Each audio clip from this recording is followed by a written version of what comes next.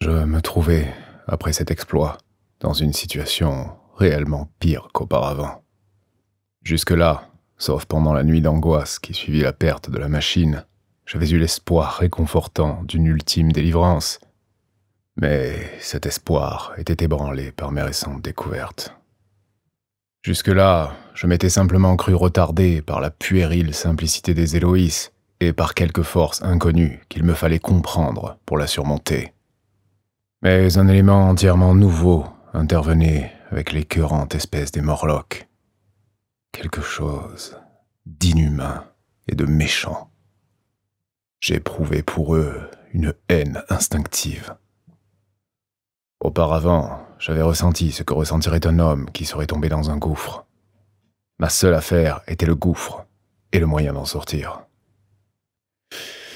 Et maintenant, je me sentais comme une bête dans une trappe, appréhendant un ennemi qui doit survenir bientôt. L'ennemi que je redoutais peut vous surprendre. C'était l'obscurité de la nouvelle lune. Wina m'avait mis cela en tête, par quelques remarques, d'abord incompréhensibles à propos des nuits obscures. Ce que signifiait la venue des nuits obscures n'était plus maintenant un problème bien difficile à résoudre. La lune était à son déclin. Chaque jour, l'intervalle d'obscurité était plus long. Et je compris alors, jusqu'à un certain point au moins, la raison pour laquelle les habitants du monde supérieur redoutaient les ténèbres. Je me demandais vaguement à quelle odieuse atrocité les Morlocks se livraient pendant la nouvelle lune. J'étais maintenant à peu près certain que ma seconde hypothèse était entièrement fausse. Les habitants du monde supérieur pouvaient bien avoir été autrefois une aristocratie privilégiée, et les Morlocks leurs serviteurs mécaniques, mais tout cela avait depuis longtemps disparu. Les deux espèces qui étaient résultées de l'évolution humaine déclinaient ou étaient déjà parvenues à des relations entièrement nouvelles. Les Héloïs, comme les rois carolingiens, en étaient venus à n'être que des futilités simplement jolies. Ils possédaient encore la terre par tolérance, et parce que les Morlocks, subterranéens depuis d'innombrables générations, étaient arrivés à trouver intolérable la surface de la terre éclairée par le soleil. Les Morlocks leur faisaient leurs habits, concluai-je, et subvenaient à leurs besoins habituels, peut-être à cause de la survivance d'une vieille habitude de domestication. Ils le faisaient comme un cheval cabré agite ses jambes de devant, ou comme un homme aime à tuer les animaux par sport. Parce que des nécessités anciennes et disparues, on avait donné l'empreinte à l'organisme. Mais manifestement, l'ancien ordre ancien était déjà en partie inversé. La némésis des délicats Héloïs s'avançait pas à pas. Pendant des âges, pendant des milliers de générations, l'homme avait chassé son frère de sa part de bien-être et de soleil. Et maintenant, ce frère réapparaissait, transformé. Déjà, les Héloïs avaient commencé à rapprendre une vieille leçon. Ils refaisaient connaissance avec la crainte. Et soudain, me revint à l'esprit le souvenir du repas que j'avais vu préparer dans le monde subterranéen. Étrangement, ce souvenir me hanta. Il n'était pas amené par le cours de mes méditations, mais survenait presque hors de propos. J'essayais de me rappeler les formes. J'avais un vague sens de quelque chose de familier, mais à ce moment, je ne pouvais dire ce que c'était. Pourtant, quelque impuissants que fussent les petits êtres en présence de leurs mystérieuses craintes, j'étais constitué différemment. J'arrivais de notre époque, cet âge mûr de la race humaine, où la crainte ne peut arrêter et où le mystère a perdu ses épouvantes. Moi, du moins, je me défendrai. Sans plus de délai, je décidai de me faire des armes et une retraite où je puisse dormir.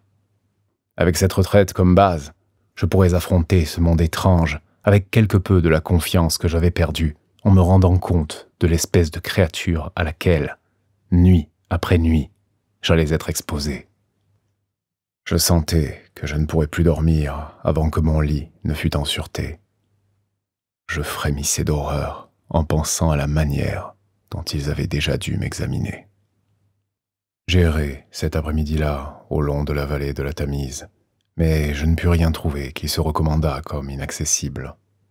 Tous les arbres et toutes les constructions paraissaient aisément praticables pour des grimpeurs aussi adroits que les Morlocks devaient l'être, à en juger d'après leur puits. Alors, les hautes tourelles du palais de porcelaine verte et le miroitement de ses murs polis me revinrent en mémoire, et, vers le soir, portant Wina sur mon épaule comme une enfant, je montai la colline, en route vers le sud-ouest. J'avais estimé la distance à environ 12 ou 13 kilomètres, mais elle devait approcher plutôt de 18. J'avais aperçu le palais, la première fois, par un après-midi humide, alors que les distances sont trompeusement diminuées. En outre, le talon d'une de mes chaussures ne tenait plus guère, et un clou avait percé la semelle. J'avais de vieilles bottines confortables pour l'intérieur, de sorte que je boitais. Et ce ne fut que longtemps après le coucher du soleil que j'arrivai en vue du palais, dont la noire silhouette se dressait contre le jaune pâle du ciel. Wina avait éprouvé une joie extrême lorsque je commençai à la porter, mais après un certain temps, elle désira marcher et courir à mes côtés, s'agenouillant parfois pour cueillir des fleurs dont elle garnissait mes poches. Wina avait toujours éprouvé à l'égard de mes poches un grand embarras, mais à la fin, elle en avait conclu qu'elle devait être tout simplement quelque espèce de bizarre vase pour des décorations florales. Du moins, les utilisait-elle à cet effet. « Oh, et cela me rappelle, en changeant de veste, j'ai trouvé !» Notre ami s'arrêta, mit sa main dans sa poche et silencieusement plaça sur la petite table 2 fleurs fanées, assez semblables à de très grandes mauves blanches. Puis il reprit son récit.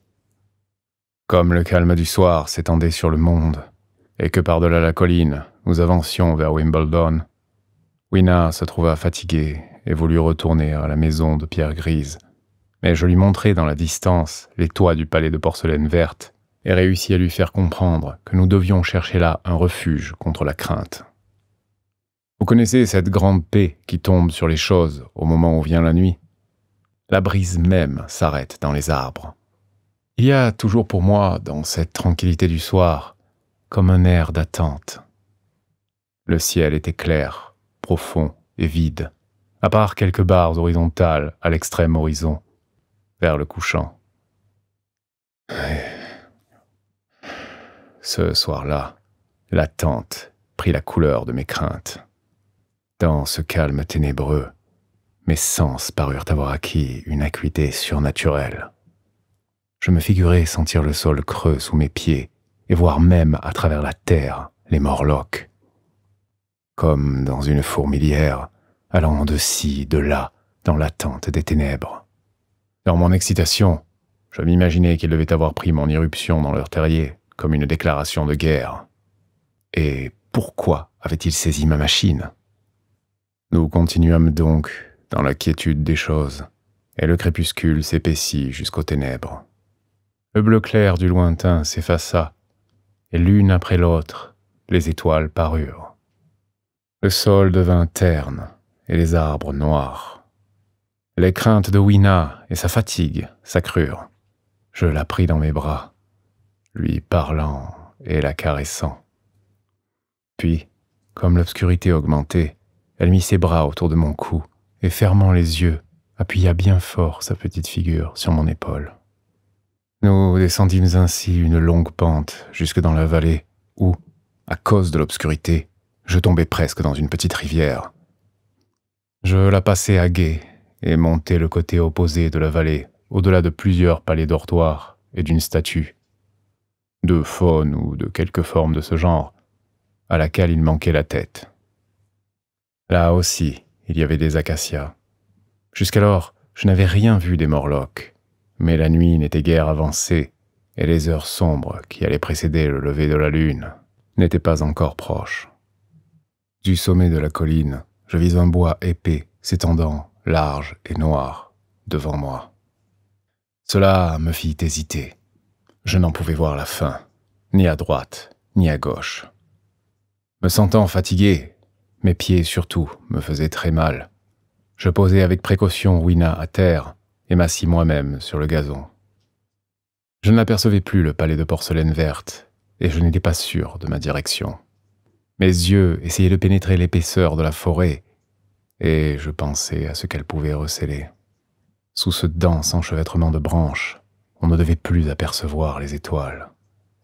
Même s'il n'y avait là aucun danger caché, danger sur lequel je ne tenais pas à lancer mon imagination, il y aurait les racines contre lesquelles trébucher et les troncs d'arbres contre lesquels se heurter. J'étais aussi extrêmement lasse après les excitations de la journée. Aussi décidai-je de ne pas affronter cet inconnu, mais de passer la nuit au plein air, sur la colline. Je fus heureux de voir que Wina dormait profondément. Je l'enveloppai soigneusement dans ma veste et m'assis auprès d'elle pour attendre le lever de la lune. La colline était tranquille et déserte, mais des ténèbres de la forêt venaient de temps à autre quelques bruits comme celui d'êtres vivants.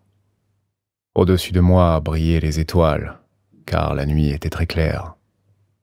Je me sentais comme amicalement réconforté par leur scintillement. Cependant, je ne trouvais plus au ciel les anciennes constellations. Leur lent mouvement, qui est imperceptible pendant des centaines de vies humaines, les avait depuis longtemps réarrangés en groupements qui ne m'étaient plus familiers. Mais la Voie lactée, me semblait-il, était comme autrefois la même banderole effilochée de poussière d'étoiles. Du côté du sud, d'après ce que je pus juger, était une étoile rouge très brillante qui était toute nouvelle pour moi. Elle était plus resplendissante encore que notre Sirius vert. Et parmi tous ces points de lumière scintillante, une planète brillait vivement d'une clarté régulière et bienveillante, comme la figure d'un vieil ami. La contemplation de ces étoiles effaça soudain mes inquiétudes et toutes les gravités de la vie terrestre. Je songeais à leur incommensurable distance et au cours lent et inévitable de leur acheminement du passé inconnu vers le futur inconnu. Je pensais au grand cycle processionnel que décrit le pôle de la Terre. 40 fois seulement s'était produite cette silencieuse révolution pendant toutes les années que j'avais traversées. Et pendant ces quelques révolutions, toutes les activités, toutes les traditions, les organisations compliquées, les nations, langages, littérature, aspirations, même le simple souvenir de l'homme tel que je le connaissais, avait été balayé du monde. À la place de tout cela, restaient ces êtres fragiles qui avaient oublié leur haute origine, et ces êtres livides qui m'épouvantaient. Je pensais alors à la grande peur qui séparait les deux espèces, et pour la première fois, avec un frisson subit, je compris clairement d'où pouvait provenir la nourriture animale que j'avais vue. Mais c'était trop horrible. Je contemplais la petite Wina dormant auprès de moi, sa figure blanche de la pâleur des étoiles. Et aussitôt, je chassai cette pensée. Pendant cette longue nuit, j'écartai de mon esprit, du mieux que je le pus, la pensée des Morlocks, et je fis passer le temps en essayant de me figurer que je pouvais trouver les traces des anciennes constellations dans leur confusion nouvelle. Le ciel restait très clair, à part quelques rares nuages de brume légère. Je dus sans aucun doute m'assoupir à plusieurs reprises. Puis, comme ma veillée s'écoulait, une faible éclaircie monta vers l'est, comme la réflexion de quelques feux incolores, et la lune se leva, mince, effilée et blême. Immédiatement derrière elle, la rattrapant et l'inondant, l'aube vint, pâle d'abord, et puis bientôt rose et ardente. Aucun Morlock ne s'était approché, ou du moins je n'en avais vu aucun sur la colline cette nuit-là.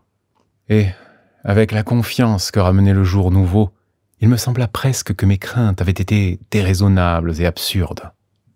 Je me levai et m'aperçus que celui de mes pieds que chaussait la bottine endommagée était enflé à la cheville et très douloureux sous le talon. De sorte que je m'assis de nouveau, retirai mes chaussures et les lançai loin de moi, n'importe où. J'éveillai Wina et nous nous mîmes en route vers la forêt, maintenant verte et agréable, au lieu d'obscure et effrayante. Nous trouvâmes quelques fruits avec lesquels nous rompîmes notre jeûne. Bientôt, nous rencontrâmes d'autres Héloïses, riantes et dansantes au soleil, comme s'il n'y avait pas dans la nature cette chose qui s'appelle la nuit. Alors, je repensai à ce repas carnivore que j'avais vu.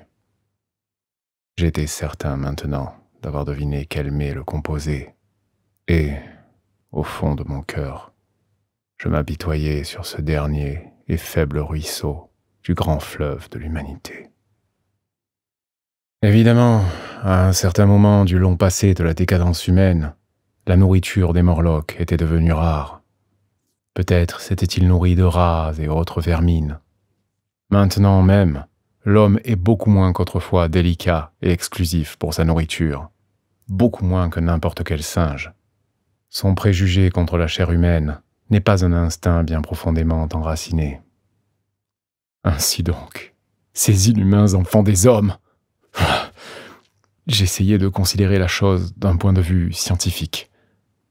Après tout, ils étaient moins humains et plus éloignés de nous que nos ancêtres cannibales d'il y a 3 ou 4 000 ans. Et l'intelligence avait disparu qui, de cet état de choses, eût fait un tourment. À quoi bon me tourmenter?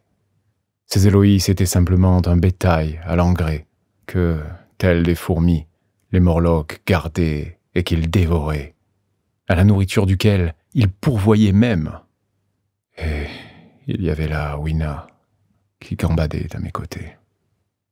Je cherchais alors à me protéger contre l'horreur qui m'envahissait en envisageant la chose comme une punition rigoureuse de l'égoïsme humain. L'homme s'était contenté de vivre dans le bien-être et les délices, aux dépens du labeur d'autres hommes. Il avait eu la nécessité comme mot d'ordre et excuse, et, dans la plénitude des âges, la nécessité s'était retournée contre lui. J'essayais même une sorte de mépris à la Carlyle pour cette misérable aristocratie en décadence. Mais cette attitude d'esprit était impossible. Quelque grand qu'ait été leur avilissement intellectuel, les Héloïses avaient trop gardé de la forme humaine pour ne pas avoir droit à ma sympathie et me faire partager de force leur dégradation et leurs craintes. J'avais à ce moment des idées très vagues sur ce que j'allais faire. Ma première idée était de m'assurer quelques retraites certaines et de me fabriquer des armes de métal ou de pierre. Cette nécessité était immédiate. Ensuite, j'espérais me procurer quelques moyens de faire du feu afin d'avoir l'arme redoutable qu'était une torche. Car rien, je le savais, ne serait plus efficace contre ces Morlocks. Puis il me faudrait imaginer quelque expédient pour rompre les portes de bronze du piédestal du Sphinx blanc. J'avais l'idée d'une sorte de bélier. J'étais persuadé que, si je pouvais ouvrir ces portes et tenir devant moi quelques flammes, je découvrirais la machine et pourrais m'échapper. Je ne pouvais croire que les Morlocks fussent assez forts pour la transporter bien loin. J'étais résolu à ramener Wina avec moi dans notre époque actuelle. En retournant tous ces projets dans ma tête, je poursuivis mon chemin vers l'édifice que ma fantaisie avait choisi pour être notre demeure.